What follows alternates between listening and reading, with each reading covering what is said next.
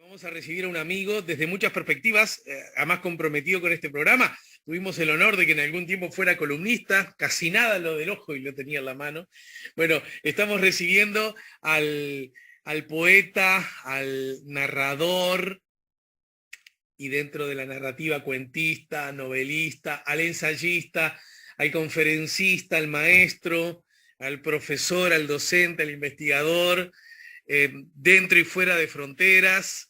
Rafael Courtoisí. Hola, ¿cómo andás, Rafa? Bienvenido. ¿Cómo estás, Alejandro? Un gusto enorme estar aquí. Bueno, gracias por permitirnos compartir con el público un manojo de inmensas novedades que tenés. Te pido que hables un poquitito más alto de volumen, ¿verdad? Muy bien, que te arrimes un poquito más al micro. Con Pero ganas. pará, antes de hablar de Lógica Viva, que es una propuesta que tenés, antes de hablar de Relatos de Humor, que es otra propuesta que tenés, a mí me gustaría dar cuenta de una buenísima, de un manojo de buenas nuevas que podrían además decirse en portugués, en italiano y en francés, además del español. Sí, es algo muy grato que se remonta ya a un tiempo atrás.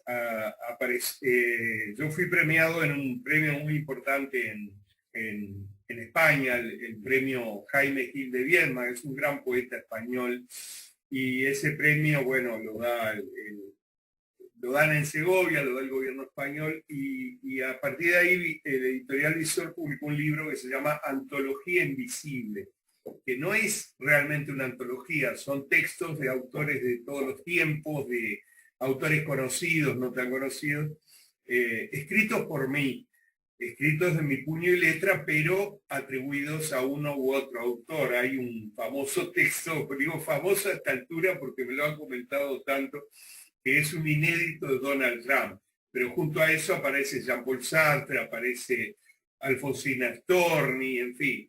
Pero son Libro, todos textos que vos escribiste, ¿no? yo los escribí como si esa antología que yo nunca pude leer, la escribí tratando obviamente de homenajear a cada uno de esos autores. Por ejemplo, el de Rubén Darío se lo dicta el espíritu de Rubén Darío una medio.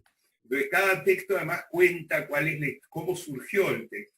Algunos de veras que sí parecen originales de los autores, otros son como una parodia o una ironía, pero todos son un homenaje a poetas que quiero, con las excepciones que siempre hay. Por ejemplo, Donald Trump no es un poeta que yo estime mucho, no creo que él me estime a mí, pero es un poco trabajar con el humor de los personajes. Eso fue editado, corregida, aumentada con muchos autores, en un volumen que publicó Fondo de Cultura Económica en México. Y a partir de ahí, el Fondo de Cultura Económica es una editorial muy importante, el Estado mexicano, y distribuye en América Latina tiene incluso casas editoriales en muchos países y en España. Entonces, a partir de eso, bueno, fue un año de muchas ferias del libro virtuales, porque tenía agendado 6 ferias de viajar, pero no pudo ser. Pero entonces se multiplicó porque la virtualidad hizo que estuviera por todos lados. Debo haber hecho como 15 presentaciones, entre ellas la de la Feria de Guadalajara. Y esa antología inventada... Sin gastar una sola hoja del pasaporte. Claro, sin gastar una hoja del pasaporte. Y eso le gustó, bueno, a mi editor de novelas en francés, Jacob Berzi, que ha editado otros uruguayos también, porque le gusta la literatura uruguaya. Yo creo que como bueno, le ha ido bien con las novelas, creo que esa es la explicación que yo me doy. Bueno. Lo tradujo él mismo al francés y la publicó con mucho entusiasmo, de modo que es una edición bilingüe en francés, de antología inventada, y casi poquito tiempo después, casi simultáneamente, Rafaeli Editore, que me hacen el chiste mis amigos porque dicen, te compraste la editorial. Obvio. No, es un gran editor de literatura de todo el mundo, en especial latinoamericana. Ha publicado grandes poetas, Zurita, bueno, hay uno muy importante mexicano que se llama Morábito, pero el otro día me explicaron que mejor no lo mencione, porque se van a confundir con otro, pero es un gran poeta mexicano. Bueno, esa editorial... Un poeta en fuga. Y poeta en fuga, claro, no, pobre. Pero bueno, Raúl Zurita es el gran poeta chileno, amigo, y que conocemos, que acá tuvo el premio Benedetti de Derechos Humanos, en fin. Esa editorial que ha publicado varios poetas latinoamericanos y del mundo, publicó en italiano una hermosísima edición. Y cuando digo esto, obviamente lo digo por el objeto del libro. Es italiano, español, muy hermoso el papel, todo muy cuidado. Y entonces ya está armado y firmado para que se edite en portugués, la traducción al portugués en Brasil, la tradujo Tomás Albornoz Neves, y al inglés también ya está la traducción y lo van a publicar New York Poetry Press en estos meses. De modo que es un acontecimiento, no es común que un libro de poesía aparezca en un año en 4 idiomas, ¿no? Claro. Y con 2 ediciones o 3 ya van en español. Entonces, la verdad estoy muy contento. Y ya que comentás eso, a ver si nos contás un poquito más, porque ¿qué le pasa a un autor en general? Pero ¿qué te pasa a vos, Rafael, cuando tu obra escrita en español es traducida? Por supuesto, no es la primera vez, afortunadamente para vos, pero porque además te lo has ganado y lo mereces, y es traducida a otra lengua.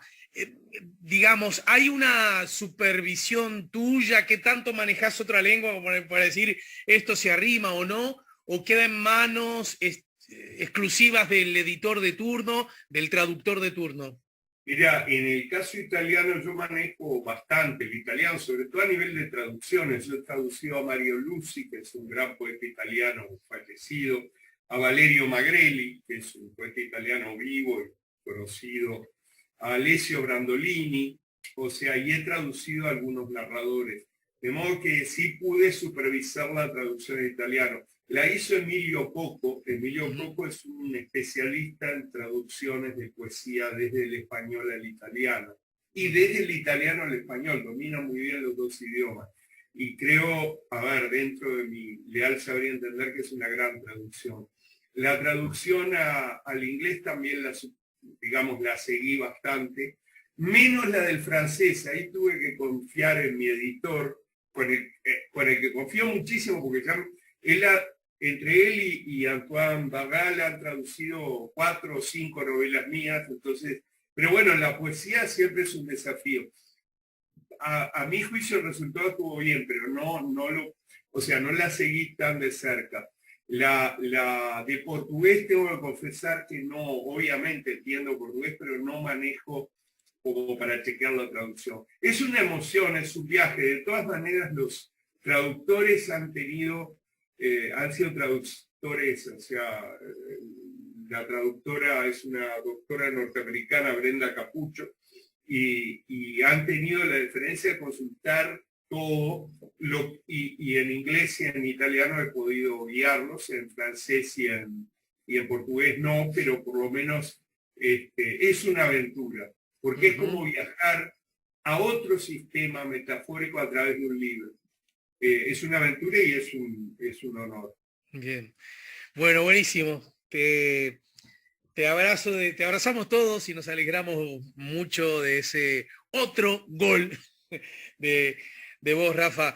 Pero quiero que también invitemos al público, invitemos a la gente, porque en tu condición de docente, conferencista, divulgador, presentás 2 cosas típico en vos, distintas, porque vos manejas mucho, sos muy ecléctico, y desde esa perspectiva podemos o bien ilusionarnos con la propuesta de esta clase magistral para el último lunes de julio, Lógica Viva, que ocurrirá, repito, el 26 de julio a las 7 de la tarde, a través de la plataforma esta que estamos usando ahora, ¿no? El Zoom, ¿no? Sí, es a través de Zoom. Por ahora son virtuales, pero en vivo.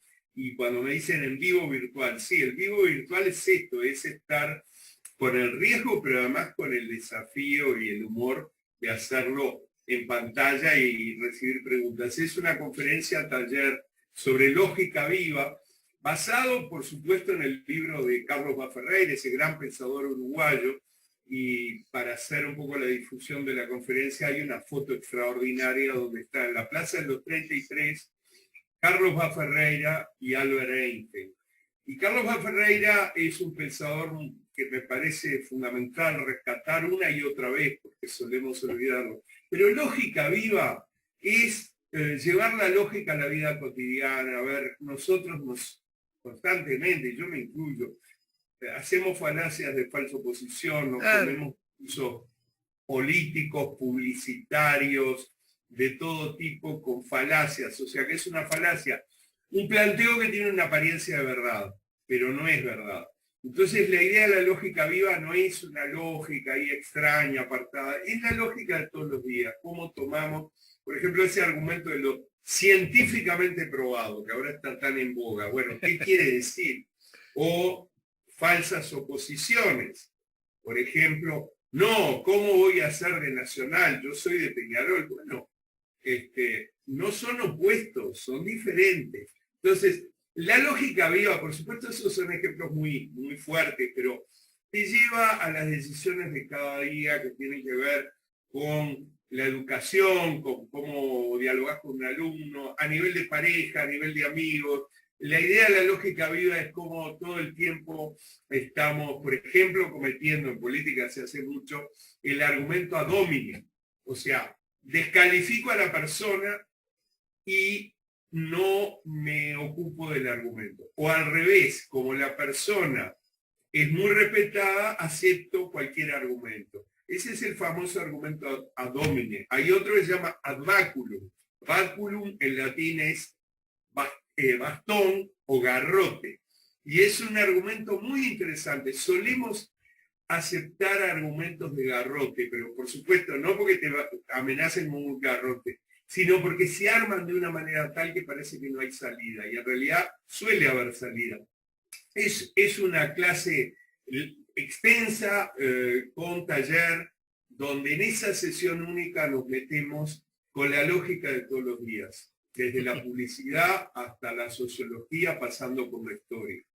No, qué brutal, ¿no? Porque viendo el afiche, a propósito, aludías a la emblemática foto del también emblemático encuentro entre Baferreira y Einstein, allí en la Plaza de los 33, la Plaza de los Bomberos, que de hecho no sé si ya has visitado esta especie de estatuas en tamaño natural, en un banquito, ellos dos conversando. ¿Lo has visto eso? Sí, lo he visto.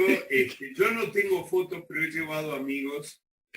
Yo tengo alguna con Juan y otro amigo ahí, bueno, incluso cometiendo la imprudencia de pasar por una cadena, cosa que a mí, aunque pueda entender la lógica viva de esa decisión, no comparto que haya una cadena que impida que te sientes con ellos, porque la gracia me parece que un poco está en, como tienen tamaño natural y un banco, que te pueda sentar con estos dos pesos pesados, pero siempre me llamó mucho la atención la decisión de los... La verdad que no he escuchado nada al respecto, pero creo entenderla y no la cuestiono, porque en realidad Einstein, cuando conversó con Baferreira, lucía Einstein y también Baferreira sendos sombreros, sendos gachos. Sí, sí. Pero claro, la imagen más marketinera de Einstein es los pelos al viento en tanto locos. Y por lo tanto, en esa mínima estatua están sin sombrero. Einstein está con los pelos al aire, ¿no? En realidad es una licencia plástica. Claro. Y estoy totalmente de acuerdo contigo. Yo creo que ese tipo de monumentos tiene que estar abierto para que uno los use. Hay dos tipos de obras plásticas. Una que hay que integrar a la vida de todos los días. Tal vez haya razones de materiales, pero bueno. Sí, seguramente igual, vinculadas a lo que comúnmente se entiende como de seguridad, ¿no? Claro, pero bueno, claro. En fin, nada, quería decirlo. Y otra cosa que me hizo reflexionar tu clase magistral es que va a ocurrir el 26 de julio, y el 26 de julio es una fecha muy emblemática para Cuba, la famosa toma del cuartel Moncada, ¿no es cierto? Ah, sí. Y me parece muy interesante porque como buen ejemplo de mala forma de discusión y casi de manual a propósito de lo que señalabas recién, ocurre esta discusión vigente, permanente por un lado, pero ahora especialmente vigente acerca de Cuba y las manifestaciones que ha habido y quienes le atacan y quienes le defienden y el pueblo y el gobierno y los gusanos de Miami y el imperialismo, pero hablas de esto y no hablas de aquello otro, y cómo nos cuesta procesar, es decir, ¿cuánto auxilio podría darnos Bá Ferreira, ¿no? Eso es un típico caso de falsa oposición y además de argumento ad hominem. Y es una mezcla de falacias de todo tipo. Lo que pasa es que, claro, uno entiende que está muy caldeado, pero justamente porque está caldeado es importante darse cuenta de cuáles son las prioridades.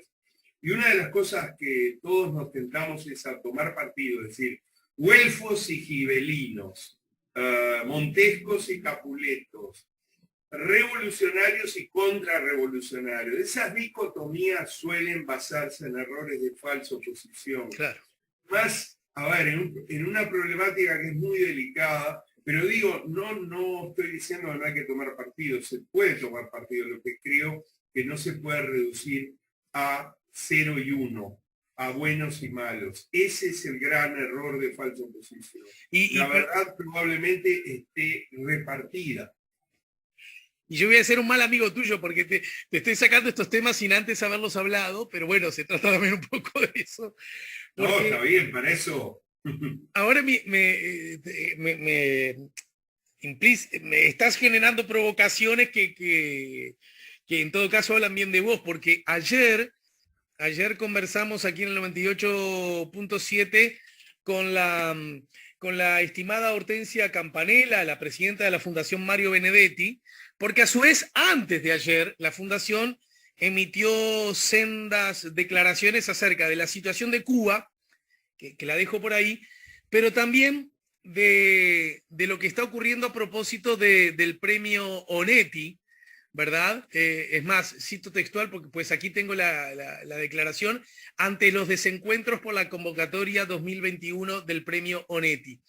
Yo no sé si tuviste tiempo de escuchar, de leerlas o de enterarte de algo, pero tanto da. Me gustaría conocer tu opinión acerca de una no confirmación confirmada, más o menos un poquito rumoreada, pero oficial, no hay nada todavía de la no convocatoria del premio, lo que motivó que, por ejemplo, la Fundación, vamos, no es la única voz que entienden en fin, que es un error y es una mala señal, pero me gustaría conocer tu opinión, si es que, imagino, la tenés. Sí, tengo opinión. Yo fui jurado en varias ocasiones de los premios Onetti. Han sido discutidos. Yo mismo discutí sobre algún tipo de premio específico que tenía que ver, bueno, con opción opción no, con orientación de género, porque no es una opción. Yo mismo lo debatí, pero creo que es un premio fundamental, es un premio tiene que darse continuidad. Uno puede entender que se postergue una convocatoria. Lo que sería muy lastimoso, y lo digo como escritor, pero lo digo como uruguayo, como admirador de Onetti, lo digo como, bueno, como personaje que consume cultura y trata de producir cultura. No existen muchos premios literarios en este país. Más bien prácticamente se reducen a dos importantes. Y nada más y nada menos que el premio Onetti tiene que ser muy transparente, muy cristalino, pero no vidrioso, el motivo de la postergación o de la suspensión. Los escritores, probablemente, los escritores los dramaturgos, los que hacen poesía, ensayo, etcétera, tal vez hayan sufrido muchísimo la pandemia, más de lo que la gente... por supuesto, hay zonas de la población terriblemente afectadas, pero entre ellas yo conozco escritores que realmente se les complicó muchísimo. Un premio no te va a solucionar la vida, pero un premio es un estímulo moral O sea, no es el monto del premio, es la posibilidad de decir, bueno, apoyamos la escritura en los momentos. Yo creo que la existencia de un concurso como el Onetti, que en los momentos de mayor tormenta, de mayor problemática social, tiene que seguirse apostando a esa existencia, a esa continuidad.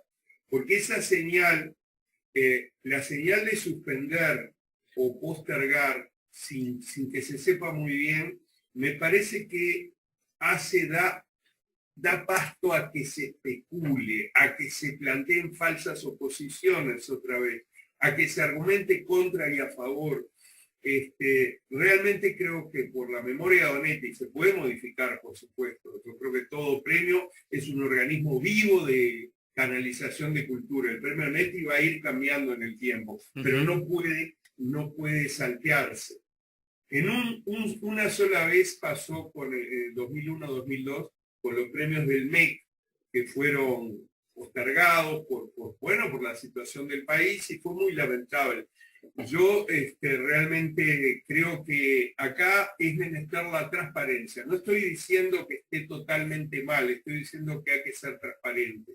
Y si es posible, asegurar la continuidad de ese premio. Solo que estuviéramos en una situación de una emergencia extrema, que creo que estamos en una situación de emergencia, pero no extrema. Bien. Bueno, y quiero que también nos invites, bueno, a propósito de la clase magistral de Lógica Viva, quiero agregar que los que quieran más información pueden comunicarse a través de un WhatsApp celular o a través del correo electrónico, ¿no? Exactamente. 091-808-861 es el WhatsApp, puede mandar mensajes, muy fácil. O me buscan en las redes, sobre todo, bueno, en Facebook, que ese es el lugar donde esas redes, donde a veces estamos atrapados, pero también podemos usar la comunicación. Bien, y el correo electrónico es rcourt, en la primera parte de tu apellido, rcourt@vera.com.uy, ¿sí? Así es. Bien, igual esta información la vamos a adjuntar, la estamos adjuntando en la transmisión en vivo en nuestro canal YouTube, para los que nos escuchen y vean en vivo, pero también a los que puedan escuchar el programa, qué sé yo, mañana pasado o cualquier otro día, antes del 26 de julio, porque si no van a llegar tarde la información. Yo quiero reiterar muy brevemente que es una sola sesión, son clases, conferencias, donde no es que agotemos el tema, pero sí nos metemos a fondo, pero en un ambiente ameno y riguroso, es decir, siempre tratamos de juntar las dos cosas. Y es para público en general, ¿no es cierto? Es para público en general, es decir, no importa, no hay que conocer nada de filosofía, ni de lógica, ni de Ferreira. Yo me voy a encargar de exponer lo mejor posible eso, pero también incentivar a que pensemos problemas del hoy en términos de lógica. Así Bien. Que es una sola sesión, es más fácil que tomar un curso de varias clases. Bien, y de esta clase magistral pasamos en el final a invitar a la gente. En todo caso, más adelante podemos volver a recordarlo, Rafa, que en agosto arranca un curso que me da gracia. Sí, en agosto, 4 de agosto, miércoles 4 de agosto, inicia a las 19 horas. Ese ya es un curso más extenso, un curso de 4 semanas, que se llama Relatos de Humor. Y Relatos de Humor, alguien me decía, pero yo no tengo humor. Y si lo tengo no se me nota. Bueno, justamente, la idea, yo creo que todos tenemos humor y todos podemos aprender. Pero ¿cuál es la idea? ¿Que participen aquellos que quieran escribir y en particular algo de humor? ¿O es porque vas a repasar a autores que han usado el humor en sus textos?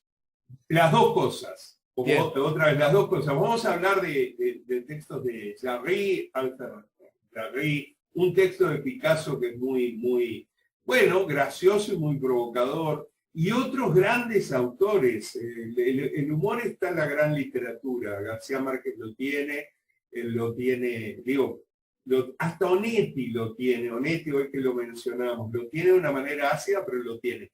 Un autor que tal vez, que yo respeto mucho como autor y tal vez tenga muy poco humor en el sentido del chiste, de la comicidad es Vargas Llosa, pero con esa excepción pensé en Cortázar. Cortázar escribió con una sonrisa en los labios, aún cuentos trágicos. Entonces la idea es repasar a algunos grandes maestros de la literatura que incursionan en el humor, pero también dar algunos tips, algunas técnicas muy concretas para empezar a desarrollar ese humor. Y elegimos hacerlo en agosto porque es el mes que si no te tomás todo con humor, el invierno te pasa por encima.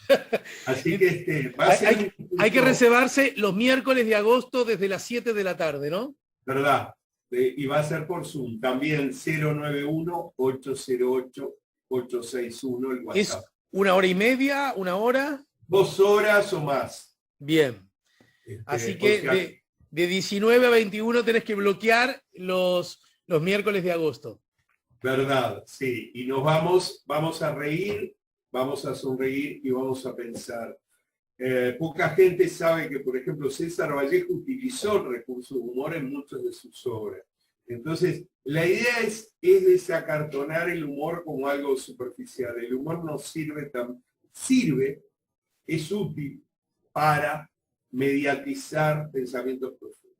Bien. Recuerden que es bien fácil el WhatsApp, 091-808-861. Ese es un método. El otro puede ser 091-80-88-61. Está ahí. Tienen música los dos.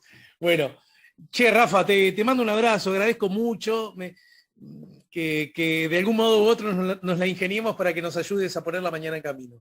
Buenísimo, un abrazo a todos los amigos, a vos en especial y a todos los que nos están escuchando. Chao. Bien, vamos arriba.